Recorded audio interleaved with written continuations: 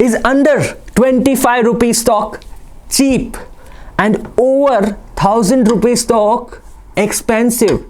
Well, many people have this perception that if the stock is trading at above 1000 rupees, like say Titan, Asian Paints, etc., they become expensive just because they are above 1000 rupees. And many stocks which are below 25 rupees like Yes Bank or the other penny stocks are cheap because they are below 25 rupees.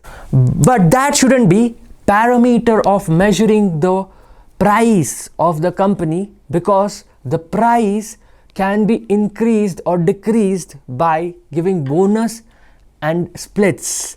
Like MRF is trading at 90,000. So people think MRF is expensive than Wipro. But Wipro is trading at 400 rupees, and let me tell you, the price of Wipro would have been much higher than MRF had it not given any bonus and splits.